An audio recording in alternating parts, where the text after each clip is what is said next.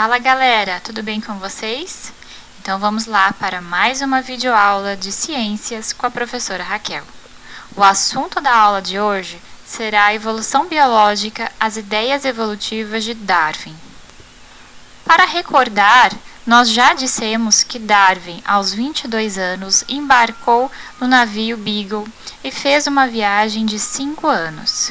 Nessa viagem, ele encontrou evidências a favor da evolução e contra a ideia de espécies fixas. Em 1838, ele desenvolveu a teoria da seleção natural. Em 1859, ele publicou o livro A Origem das Espécies, no qual introduziu a ideia de evolução a partir de um ancestral comum, por meio da seleção natural, que se tornou a explicação científica dominante para a diversidade de espécies na natureza. Darwin criou alguns princípios para explicar a sua teoria da evolução. Vejamos o primeiro. Uma população de uma determinada espécie inclui indivíduos com características variadas. Por exemplo, numa população de seres humanos, vocês concordam que existem diferentes características entre os indivíduos? Somos todos da mesma espécie, mas apresentamos características diferentes. Cor de cabelo, estatura, cor de pele, formato do rosto, formato do nariz, enfim, diversas características diferentes mesmo estando dentro da mesma espécie. E esse é o princípio fundamental de Darwin.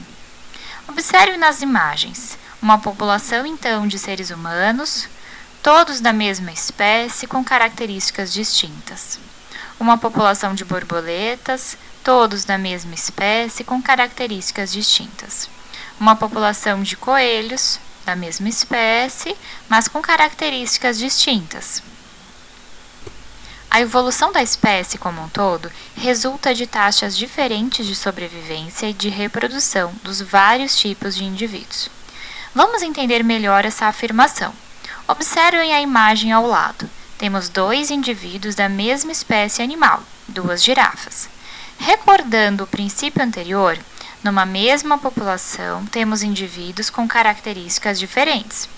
Imaginemos que a oferta de vegetação rasteira tenha se tornado escassa e há a opção de se alimentar nos galhos mais altos das árvores. Qual das duas girafas vocês acham que teria mais sucesso nessa busca pelo alimento? O indivíduo 1 ou o indivíduo 2? Com certeza, o indivíduo 2, pois ele apresenta características melhores para esse ambiente nesse momento, pois ele é mais alto. O indivíduo 2, então, terá mais opções de alimento, portanto, mais chance de sobrevivência e de reprodução, passando assim a característica ser mais alta para seus descendentes. Já o indivíduo 1, com menos opções de alimento, terá menos chance de sobrevivência, dessa forma não transmitirá a característica ser mais baixa para seus descendentes. Por isso analisamos a taxa de sobrevivência e de reprodução. A população da geração seguinte conterá uma frequência maior dos tipos que são mais bem-sucedidos em sobreviver e se reproduzir sob as condições ambientais existentes. Isso é exatamente a seleção natural. Sendo assim, a ação da seleção natural consiste em selecionar indivíduos mais adaptados a uma determinada condição, eliminando aqueles desvantajosos para essa mesma condição. A expressão mais adaptado refere-se à maior probabilidade de um determinado indivíduo sobreviver e deixar descendentes em um determinado ambiente.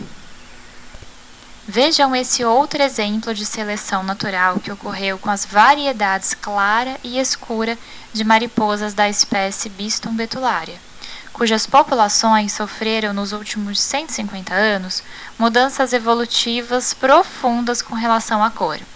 Em várias regiões inglesas, antes da industrialização, rochas e troncos de árvores eram cobertos por líquens, e os bosques próximos às cidades eram ambientes claros. Nessa condição, as mariposas claras existiam em grande número, pois elas se confundiam com os troncos claros das árvores, como mostra na imagem A, sendo menos visíveis que as escuras, que se destacavam e eram facilmente capturadas pelas aves predadoras. sendo, portanto, mais raras. Com o desenvolvimento da industrialização, a fumaça e a fuligem produzidas pelas indústrias tornaram os troncos das árvores mais escuros e eliminaram os líquens. A partir de então, a variedade escura, também conhecida como melânica, teve na sua cor uma proteção contra os predadores, como mostra na imagem B, tornando-se cada vez mais numerosa. A variedade clara, por outro lado, tornou-se alvo fácil para a ação predatória das aves, tornando-se cada vez menos numerosa. Como se pode constatar nesse exemplo, a mudança gradativa de uma condição ambiental determinou a alteração na população. Na atualidade, esse fenômeno é conhecido como melanismo industrial. Vamos ver agora um outro exemplo. Imagine uma população de ratos que se mudou para uma nova área onde as pedras são muito escuras. Devido à variação genética natural, alguns ratos são escuros, mas outros são bem clarinhos, amarelos. Os ratos amarelos são mais facilmente vistos pelos predadores do que os ratos escuros, pois eles conseguem se camuflar ao ambiente. Sendo assim, os ratos amarelos são comidos com mais frequência do que os escuros.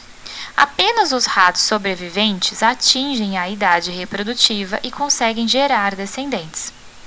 Como os ratos escuros tinham mais chances de gerar descendentes que os ratos amarelos, a próxima geração tem uma fração maior de ratos escuros do que a geração anterior. As ideias evolucionistas de Darwin baseiam-se nesses 3 princípios. Princípio da variação. Entre os indivíduos de qualquer população, há variações quanto à morfologia, à fisiologia e ao comportamento. O princípio da hereditariedade. As características serão transmitidas para as próximas gerações. E o princípio da seleção. Algumas formas são mais bem-sucedidas do que outras em sobreviver e se reproduzir em um determinado ambiente. É o conceito da seleção natural. Dúvidas, pessoal? Aguardo o retorno de vocês. Ficaremos por aqui. Até o próximo vídeo. Tchau!